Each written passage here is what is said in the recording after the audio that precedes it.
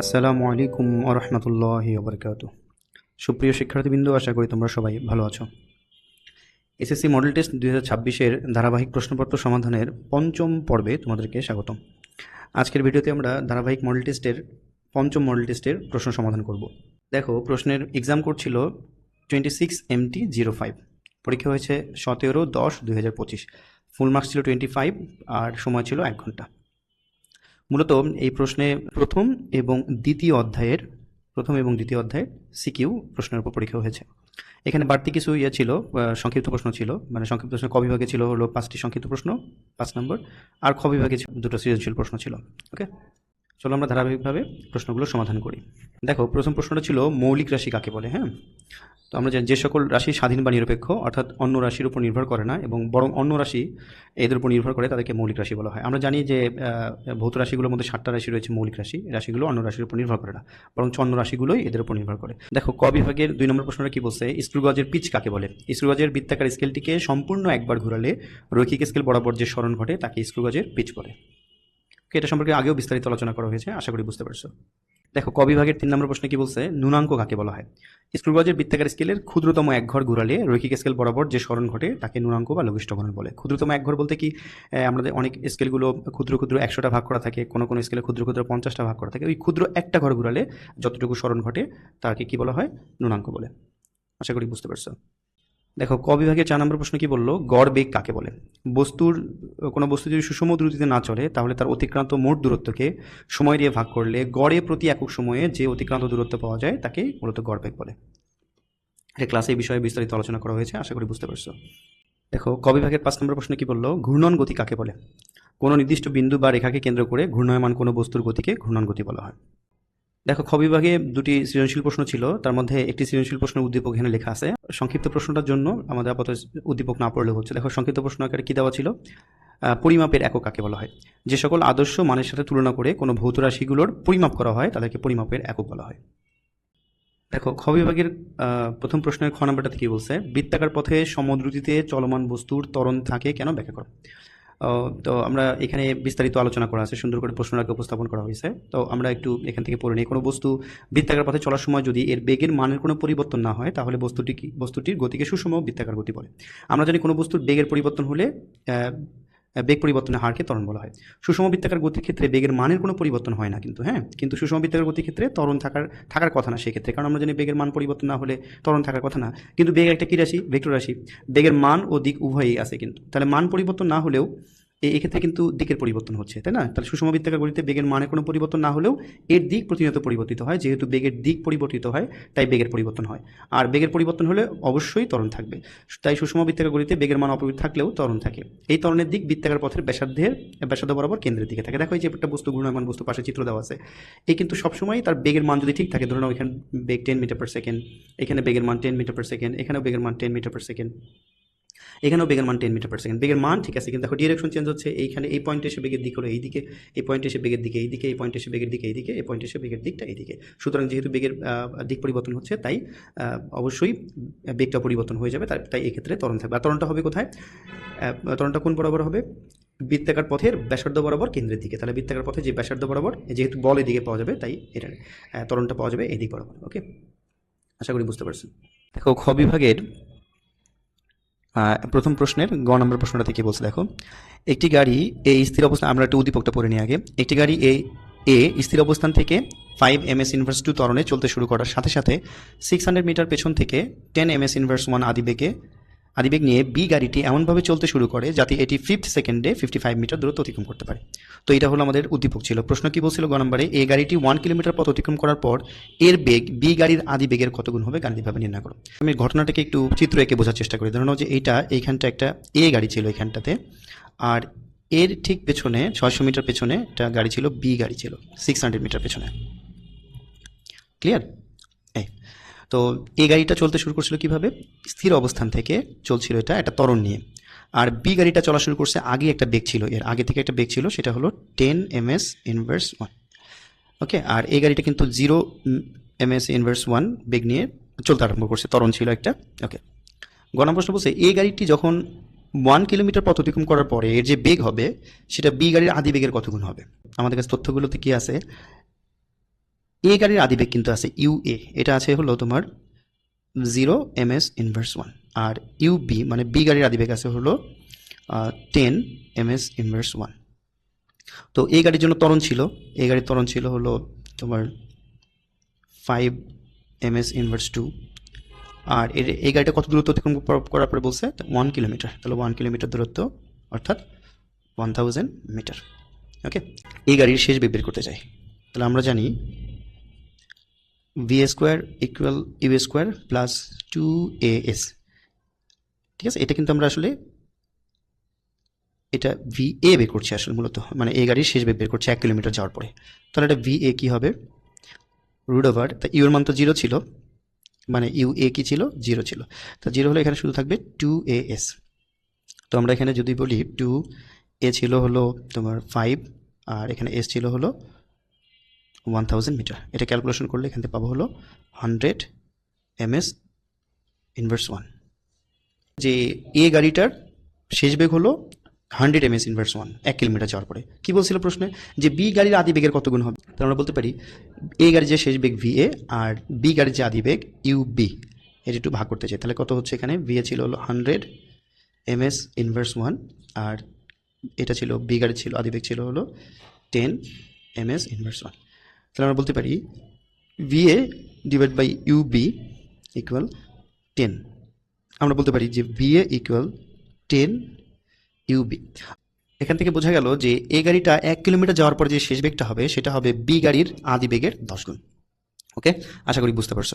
দেখো, খ বিভাগের প্রথম প্রশ্নের ঘ নম্বর প্রশ্নটাতে কি বলছিল, গাড়ি দুটি পরস্পর কতবার অতিক্রম করবে।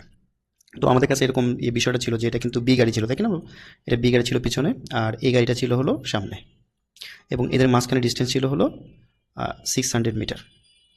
ওকে, তো এই গাড়িটা কিন্তু আদিবেগ 0 ছিল, 0 ms−1, আর এর ত্বরণ ছিল হলো 5 ms−2, আর এটাও কিন্তু চলছিল কিভাবে, এর আদিবেগ ছিল হলো 10 ms−1। প্রথম ব্যাপার হলো বি গাড়িটা কিভাবে যাচ্ছে বা এটা আসলে ত্বরণে যাচ্ছে কিনা সেই তথ্যটা আমাদের জানার জন্য আগে এখানে একটা শর্ত দেওয়া আছে, এই যে প্রশ্নে একটা উল্লেখ করে বলা আছে 5 সেকেন্ডে 55 মিটার দূরত্ব অতিক্রম করে। ওকে, তো আমরা এই তথ্য থেকে বি গাড়ির জন্য ত্বরণ নির্ণয় করার চেষ্টা করি আগে। তাহলে আমরা লিখতে পারি বি গাড়ির ক্ষেত্রে। ওকে, তো বি গাড়ির ক্ষেত্রে আমরা তথ্যগুলো দেখি তো কী কী আছে। 5 সেকেন্ডে 55 মিটার দূরত্ব চাই, তো আমরা ধরে নিই প্রথমে 4 সেকেন্ড অতিক্রান্ত দূরত্ব কত দেখতে চাই, 4 সেকেন্ডে দূরত্ব অতিক্রান্ত দূরত্ব, এটাকে আমি বললাম S1। S1 হলো UT plus half A T square. তো এটা ছিল ইউ ছিল 10 ইন্টু টি ছিল বলছিলাম 4 সেকেন্ড 4 প্লাস হাফ ইন্টু এ জানি না আমি, আর টি ছিল হলো 4 স্কোয়ার। তাহলে আমরা বলতে পারি 40 প্লাস 16 8a। ওকে, তাহলে এটা S1 মানে 4 সেকেন্ডে অতিক্রান্ত দূরত্ব বি গাড়ির। আচ্ছা, বি গাড়ির 5 সেকেন্ডে অতিক্রান্ত দূরত্বটা বের করি, 5 সেকেন্ডে দূরত্বটা বের করি, 5 সেকেন্ডের দূরত্ব S2 equal U T plus half A T square. তাহলে এখানে ইউ ছিল 10 ইন্টু টি ছিল 5 প্লাস হাফ ইন্টু এ জানি না, আর টি ছিল 5 স্কোয়ার। তাহলে এটা হবে হলো 50 প্লাস এটা হবে 12.5a। এটা হলো S2। এখন এটা হলো 4 সেকেন্ড অতিক্রান্ত দূরত্ব, এই যে S1, আর 5 সেকেন্ড অতিক্রান্ত দূরত্ব হলো S2। তাহলে আমাকে যদি বলা হয় পঞ্চম সেকেন্ড অতিক্রান্ত দূরত্ব কত, তাহলে আমি বলতে পারি 5th সেকেন্ডে দূরত্ব কত পাবো, অতিক্রান্ত দূরত্ব। তো এটা যদি আমি বলি এস, তাহলে এস হবে হলো S2 মাইনাস S1, এটা আমরা সবাই জানি। তো S2 ছিল, দেখো এই 5th সেকেন্ডে অতিক্রান্ত দূরত্ব যে এসটা ছিল, এই এসটা কিন্তু বলা ছিল কত মিটার, 55 মিটার। তাহলে আমরা এখানে 55 মিটার বসিয়ে দিই, তাহলে 55। আর এখানে কি ছিল, S2 কি ছিল, S2 ছিল 50 প্লাস 12.5a মাইনাস এখানে ছিল হলো 40 মাইনাস 8a। ওকে, তাহলে এখানে একটা ক্যালকুলেশন করে নিই, 55 ইকুয়াল এটা থাকবে হলো 10 প্লাস 4.5a। তাহলে আমরা বলতে পারি এই 10 যদি পাশে বিয়োগ করে দিই তাহলে 45 ইকুয়াল 4.5a। তাহলে আমরা 45 ডিভাইডেড বাই 4.5 ইকুয়াল a, অতএব a ইকুয়াল 10 ms−2 বি গাড়ির ত্বরণ। ঠিক আছে, এখান থেকে আমরা ত্বরণটা বের করে নিতে চাই, আরেকটা প্রসেসে করতে পারি, সেটা হলো যে কোনো তম সেকেন্ডের সূত্র STH সমান U plus half A 2t minus 1। এই সূত্র ব্যবহার করে তুমি সরাসরি মানটা ব্যবহার করতে পারো। যেমন এস কততম সেকেন্ডের কথা বলছিল, তোমার বলছিল 5th সেকেন্ড, তাই 5th সেকেন্ডে কত দূরত্ব গেছে 55 মিটার। ওকে, এখান থেকে ইউ ছিল হলো 10 প্লাস হাফ ইন্টু এ ইন্টু 2t, 2 ইন্টু টি কত ছিল, কততম সেকেন্ডের কথা বলছিল, তাহলে এটা বলছিল 5th, তাহলে এটা 5 মাইনাস 1। এখানে ক্যালকুলেশন করে দেখবা এখান থেকে তুমি ত্বরণের মান কিন্তু কে পেয়ে যাবা 10 ms ইনভার্স 2 পেয়ে যাবে। যাক, এইটা একটা প্রসেস তুমি করতে পারো এখান থেকে আলাদা করে, এটা মার্ক করে রাখলাম। তাহলে আমরা কিন্তু বি গাড়ির জন্য ত্বরণ পেয়ে গেলাম, এ গাড়ির জন্য ত্বরণ আদিবেগ সবই পেয়ে গেছে। এখন বলছিল যে গাড়ি দুটি পরস্পরকে কতবার অতিক্রম করবে। ওকে, তাহলে পরের অংশটা দেখো। তাহলে আমরা বি গাড়ি এবং এ গাড়ির সব তথ্যগুলো পেয়ে গেলাম। এখন আমরা তো জানি না, যেহেতু জানি না কখন এরা পরস্পরকে অতিক্রম করবে, কতবার অতিক্রম করবে, আমরা ধরে নিচ্ছি, ধরি গাড়ি দ্বয় টি সময় পর পরস্পরকে অতিক্রম করবে। ওকে, তাহলে এখন তাহলে আমরা প্রথমে সামনে যে গাড়িটা ছিল, সামনে কোন গাড়ি ছিল, এই গাড়ি, তাহলে প্রথমে এই গাড়ির জন্য আমাদের ক্যালকুলেশনটা করে নিই। তাহলে এই গাড়ির জন্য আমরা বললাম যে এস এ এটা ধরলাম। তো আমরা কি জানি,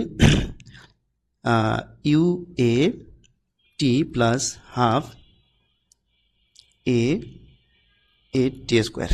আমরা এই গাড়ির জন্য সকল কিছু কে দ্বারা, এখন টির মানটা কেন একই রাখলাম, কারণ আমরা তো বলছিলাম যে টি সময় পর গাড়ি দেয় পরস্পর অতিক্রম করতে, আমরা দুটো গাড়ির জন্য সময় একই থাকবে। তাহলে একটু তথ্যগুলো লিখে নিই। প্রথমে ইউ এ গাড়ির জন্য আদিবেগ কত ছিল, ইউ এ ছিল 0 ms ইনভার্স 1, আর প্রথম গাড়ির ত্বরণ এ ছিল কত 5 ms ইনভার্স 2, আর দ্বিতীয় গাড়ির আদিবেগ ইউ বি ছিল 10 ms ইনভার্স 1, আর দ্বিতীয় গাড়ির ত্বরণ এ বি ছিল 10 ms ইনভার্স 2। এটা কিন্তু আমরা এই দ্বিতীয় গাড়ির ত্বরণটা কিন্তু এই ম্যাথের প্রথম অংশে করে ফেলছি আমরা। তাহলে প্রথম গাড়ির জন্য দূরত্ব S A equal U T plus half A T square সূত্র ব্যবহার করছি আর কি। ওকে, তাহলে ইউ এ ছিল 0, তাহলে এই অংশটুকু হয়ে যাবে 0। তাহলে এখানে থাকবে হলো হাফ ইন্টু, এটা ছিল 5 ইন্টু টি স্কোয়ার, তো আমরা বলতে পারি 2.5 টি স্কোয়ার, এটা হলো এস এ। এবার বি গাড়ির দূরত্বটা বের করতে চাই, তাহলে বি গাড়ির দূরত্বটা হবে এস বি, লিখলাম এস বি ইকুয়াল, তাহলে U B T plus half A B T square. তাহলে এটা ইউবি কত ছিল, ইউবি ছিল হলো 10 T plus half into A ছিল, এবি ছিল হলো 10 ইন্টু টি স্কোয়ার। তার বলতে পারি আমরা 10 টি প্লাস 5 টি স্কোয়ার। এখন এখানটা একটু খেয়াল করো, এই এস বির ব্যাপারটা একটু ভালো করে বোঝার চেষ্টা করো। দেখো এই গাড়িটা যখন চলা শুরু করছে, এই গাড়িটা তখন কিন্তু বি গাড়িও চলা শুরু করছে, তাহলে এই গাড়িও এগিয়ে যাবে, বি গাড়িও এগিয়ে যাবে।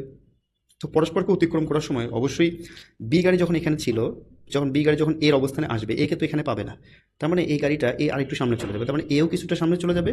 তাহলে বি কি করবে, বি কিন্তু এখান থেকে এসে বি কিন্তু এ কে অতিক্রম করবে, এ অতিক্রম করবে, তার মানে অবশ্যই তাদের এই জায়গাটায় কোনো একটা জায়গায় পরস্পরকে অতিক্রম করবে। তার মানে বি যদি এখানে থাকে তাহলে এ এখানে থাকবে, এরকম কোনো একটা জায়গায় তারা পরস্পরকে অতিক্রম করবে। তাহলে অতিক্রম করতে গেলে বি গাড়ির জন্য টোটাল দূরত্ব কতটুকু হচ্ছে, দেখো বি গাড়ি যেতে হচ্ছে 600 মিটার যেতে হচ্ছে, আবার এ গাড়ি যতটুকু গেল সেটাও যেতে হচ্ছে, তার মানে এস বি এর জায়গায় লিখছি কি, এস বি জায়গায় লিখছি 600 প্লাস এস এ, 600 প্লাস এটা প্লাস আর কি এস এ, তাহলে 600 প্লাস এস এ কত ছিল, এস এ ছিল হলো 2.5 টি স্কোয়ার। তাহলে এটাকে, এই সমীকরণটাকে সমাধান করলেই আমরা কি এটা ফলাফল পেয়ে যাব। তাহলে এটাকে আমরা একটু এক জায়গায় নিয়ে আসি। তাহলে এটা আমরা বলবো যে 2.5 টি স্কোয়ার মাইনাস 5 টি square minus 10 T plus 600 equal 0। ওকে, তো এখান থেকে মাইনাস 2.5 টি square minus 10 T plus 600 equal 0। এটা তোমরা সরাসরি সমীকরণ ক্যালকুলেটরে করে নিয়ে টি এর দুটো মান আসবে। তো টি এর মানগুলো ক্যালকুলেটর থেকে বের করে নাও। দেখো টি এর একটা মান পাবে হলো 13.62 সেকেন্ড, আর টি এর আরেকটা মান পাবে হলো মাইনাস 17.62 সেকেন্ড। যেহেতু ঋণাত্মক মান গ্রহণযোগ্য নয়, তাই টি এর মানটা হবে, অতএব টি ইকুয়াল আসবে হলো 13.62 সেকেন্ড। তার মানে যেহেতু আমরা সময় একটা গ্রহণযোগ্য সময় পেয়েছি, তাই এই গাড়ি দুটো পরস্পরকে একবারই অতিক্রম করবে। সেটা কত সময় পরে, 13.62 সেকেন্ড পরে। ওকে, আশা করি বুঝতে পারছো। দেখো খ বিভাগের 2 নম্বর প্রশ্নটাতে কি বললো, এখানে উদ্দীপক দেওয়া আছে, তো উদ্দীপকটা আমরা পরে পড়ছি। আমরা 2 নম্বর প্রশ্নের ক নম্বর প্রশ্নটাতে কি বলছে, রাশি কাকে বলা হয়, ভৌত জগতে যা কিছু পরিমাপযোগ্য তাদেরকে রাশি বলে। যেমন দুঃখ, কষ্ট, ভালোবাসা এগুলো পরিমাপ করা যায় না, এগুলো অবশ্যই রাশি নয়। সময়, ভর, তাপমাত্রা এগুলো পরিমাপ করা যায়, তাই এগুলো রাশি। দেখো খ বিভাগের 2 নম্বর প্রশ্নের খ নম্বর প্রশ্ন উত্তর কি বলছে, ভার্নিয়ার ধ্রুবকের মান নির্দিষ্ট নয় কেন ব্যাখ্যা করো। ভার্নিয়ার ধ্রুবক তো আমরা চিনি যে মূল স্কেলের ক্ষুদ্রতম এক ঘর থেকে ভার্নিয়ার স্কেলের ক্ষুদ্রতম এক ঘরের মান যতটুকু ছোট এটার নাম ভার্নিয়ার ধ্রুবক। ভার্নিয়ার ধ্রুবক নির্ণয় করা কিন্তু একটা সূত্র রয়েছে, VC=S/N। এই সূত্র দিকে তাকালেই বিষয়টা বুঝতে পারা যায়। এখানে আমি যদিও বর্ণনা করে লিখে দিচ্ছি, তোমরা একটু পড়ে নিও। তো VC=S/N, এই সূত্রের মধ্যে এস এর মান কিন্তু বলা হয়, এস এর মানটা হলো মূল স্কেলের ক্ষুদ্রতম এক ঘরের মান, এটা সবসময় 1 মিলিমিটার থাকে। আর এন এর মান স্কেল ভেদে কিন্তু ভিন্ন হয়, কোনো কোনো স্কেলে 10টা ভার্নিয়ার ধাক্কাটা থাকে। তো এই ক্ষেত্রে এটা কিন্তু 0.1 হবে। আবার কোনো কোনো স্কেলের ক্ষেত্রে মূল স্কেলের এক ঘরের মান 1 মিলিমিটার তো ঠিক থাকছে, কিন্তু দেখা যাবে যে ভার্নিয়ার স্কেলের ক্ষুদ্রতম ঘর হলো 20টা, তো সেই ক্ষেত্রে এটা মান হচ্ছে হলো 0.05 মিলিমিটার। যেহেতু বিভিন্ন স্কেলের ভার্নিয়ারের ভাগ সংখ্যাটা বিভিন্ন রকম হয়, তাই এই ভার্নিয়ার ধ্রুবকের মান নির্দিষ্ট নয়, বিভিন্ন স্কেলের ক্ষেত্রে বিভিন্ন রকম হয়। দেখো খ বিভাগের 2 নম্বর প্রশ্নে গ নম্বরটাতে কি বললো, স্লাইড ক্লিপাসটির ভার্নিয়ার স্কেলের কত ভাগ মূল স্কেলের কত ভাগের সমান নির্ণয় করো। তো আমরা একটু দেখে নিই এখানে কি বলা আছে। একটি স্লাইড ক্যালিপার্সের প্রধান স্কেলের ক্ষুদ্রতম ঘরের দৈর্ঘ্য হলো 1 মিলিমিটার এবং ভার্নিয়ার ধ্রুবক 0.05 সেন্টিমিটার। এই তথ্যটুকু থেকে আমরা কিন্তু এই বিষয়টা নির্ণয় করতে পারবো, মানে স্লাইড ক্লিপাসটির ভার্নিয়ার স্কেল কত ভাগ মূল স্কেলের কত ভাগের সমান। এই ম্যাথটা করার জন্য আমাদের এই প্রথম লাইনের তথ্যটুকু হলেই হয়ে যাচ্ছে। তো আচ্ছা, আমরা একটু তথ্যগুলো একটু এখানে লিখে নিই, তথ্যগুলো কি কি আছে এখানে দেওয়া। তো এখানে দেওয়া আছে হলো প্রধান স্কেলের ক্ষুদ্রতম এক ঘরের মান, যেটাকে আমরা এস দ্বারা প্রকাশ করি, এস এর মান হচ্ছে এখানে 1 মিলিমিটার। আর কি দেওয়া আছে, ভার্নিয়ার ধ্রুবক VC দেওয়া আছে 0.005 সেন্টিমিটার। তো আমরা এটাকে মিলিমিটারে কনভার্ট করে নিলে 0.05 মিলিমিটার আসবে। তো আমরা একটা সূত্র জানি, সেটা কি, VC ভার্নিয়ার কনস্ট্যান্টের সূত্র, VC=S/N। তো আমরা এখান থেকে এন এর মানটা একটু নির্ণয় করতে চাই, N=S/VC। তো এস এর মান ছিল 1 মিলিমিটার আর VC ছিল 0.05 মিলিমিটার। তো তো মিলিমিটার মিলিমিটার কেটে যাবে, এখানে ক্যালকুলেশন করলে এখানে 20 পাবো। আচ্ছা, এটা কি বের করলাম, কি নির্ণয় করলাম, এটা হলো ভার্নিয়ার স্কেলটার মধ্যে কতগুলো ঘর ছিল, ক্ষুদ্র ক্ষুদ্র কতগুলো ঘর ছিল, কয়টি ঘর ছিল, 20টি ঘর।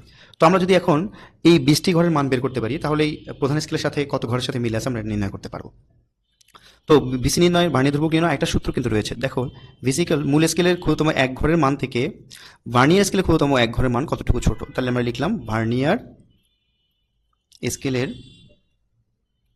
ক্ষুদ্রতম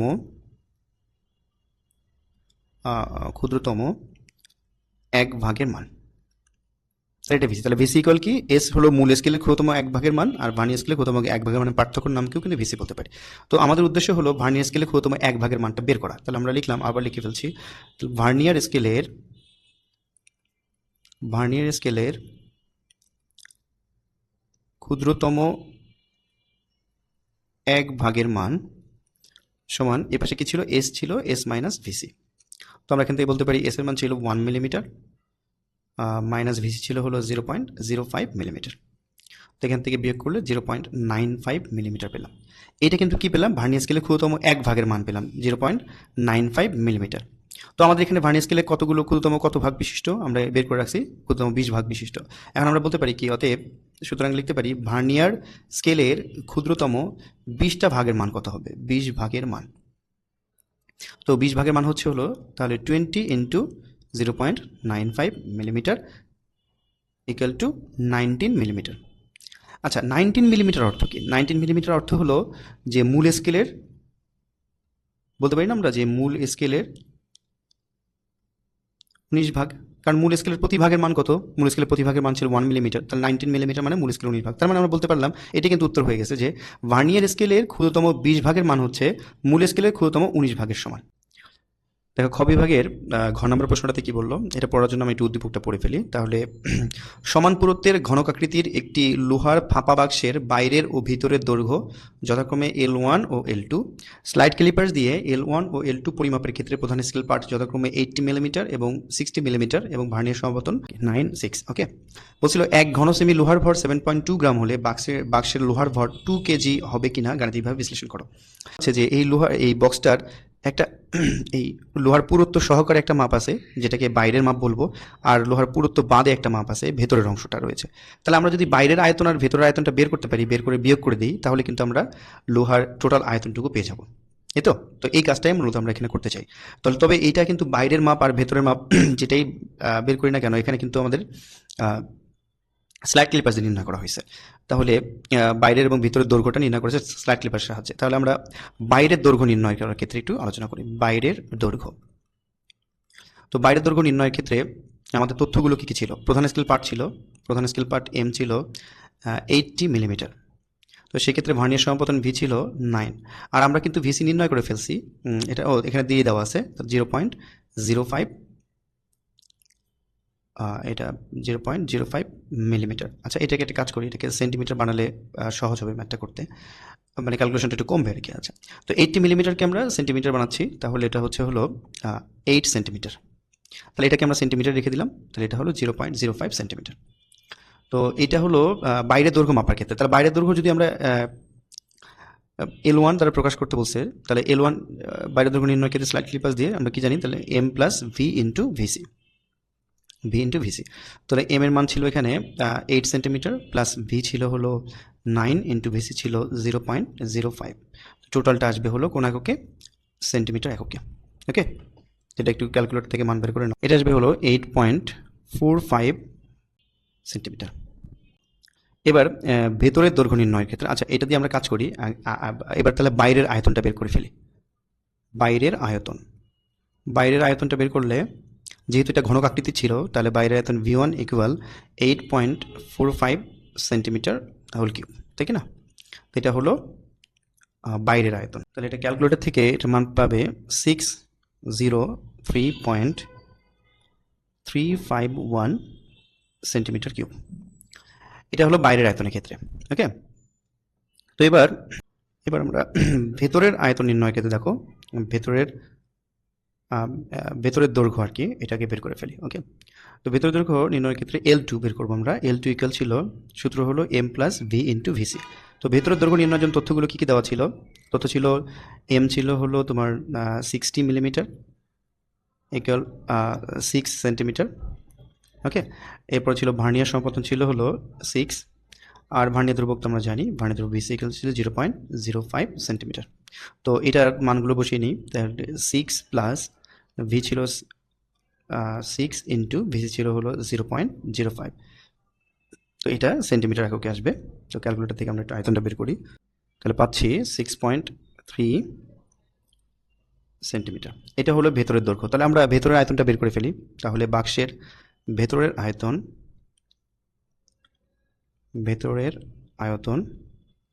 তাহলে V2 বললাম, তাহলে ভেতরের আয়তন V2 হবে হলো 6.3 সেন্টিমিটার হোল কিউব। এটা পাচ্ছি ক্যালকুলেটর থেকে 250.047 সেন্টিমিটার কিউব। দেখো, এটা হলো বাইরের আয়তন V1, এই V1 হলো বাইরের আয়তন, আর এই V2 হলো ভেতরের আয়তন। তাহলে আমরা যদি বাইরের আয়তনটুকু থেকে যদি ভেতরের আয়তনটুকু বাদ দিই, তাহলে কিন্তু আমরা এই যে লোহার আয়তনটুকু পেয়ে যাব। তাহলে আমরা এখানে লিখতে পারি, সুতরাং লোহার আয়তন কত হবে? সুতরাং লোহার আয়তন যদি আমরা ভি বলি, তাহলে আমরা বলবো, তাহলে এটা হবে V1 মাইনাস V2। তাহলে V1 ছিল হলো 603.351 মাইনাস 250.047 সেন্টিমিটার কিউব। তাহলে এটা মান পেয়ে যাচ্ছি হলো ক্যালকুলেটর থেকে 353.304 সেন্টিমিটার কিউব পেয়ে যাচ্ছে। এইটা কিন্তু আমাদের টোটাল কী বের করে ফেললাম? এটা হলো আমাদের এই ঘনকাকৃতি বস্তুর যে লোহার অংশটুকু ছিল, সেই লোহার অংশটুকুর আয়তন পেয়ে গেছি। ওকে, তো এখানে একটা তথ্য দেওয়া ছিল যে দেখো, 1 ঘন সেমি লোহার ভর 7.2 গ্রাম হলে বাক্সের লোহার ভর 2 কেজি হবে কিনা। তো আমরা এখান থেকে আরেকটু কাজ করতে পারি, এখানে করে ফেলি। তাহলে আমাদের কিন্তু বলা ছিল যে 1 ঘন সেমি মানে 1 সেন্টিমিটার কিউব লোহার ভর কত? লোহার ভর ইকুয়াল 7.2 গ্রাম। তো সুতরাং আমাদের কি ছিল এটাতে? এটা ছিল হলো 353.304 সেন্টিমিটার কিউব লোহার ভর কত পাচ্ছি? তাহলে 7.2 ইন্টু 353.304 গ্রাম। ওকে, তাহলে এটা ক্যালকুলেটর থেকে 2543.7889 গ্রাম। তাহলে এটাকে যদি আমি কেজিতে কনভার্ট করি তাহলে এটা পাবো 2.5437 কেজি প্রায়। আচ্ছা, এই মানটা দেখো ইজ গ্রেটার দেন 2 কেজি, কিন্তু দেখো 2 কেজি, তাহলে আমাকে বলছিল যে 2 কেজি হবে কিনা। হ্যাঁ, 2 কেজি তো হবে, 2 কেজির থেকে বেশি হবে। তাহলে আমরা এটা বলে দেবো যে এই 1 ঘন সেমি লোহার পর 7.2 গ্রাম হলে তাহলে এই বাক্সের লোহার ভর হবে হলো 2.5437 কেজি, যেটা 2 কেজির থেকে বেশি। ওকে, তো আশা করি বুঝতে পারছো। এই হলো আমাদের পঞ্চম মডেল টেস্টের সমাধান। তো আমরা পরবর্তী ক্লাসে তোমাদের ষষ্ঠ মডেল টেস্টের সমাধান নিয়ে আসবো। সেই পর্যন্ত ভালো থাকো, সুস্থ থাকো। আসসালামু আলাইকুম ওয়া রাহমাতুল্লাহি ওয়া বারাকাতুহু।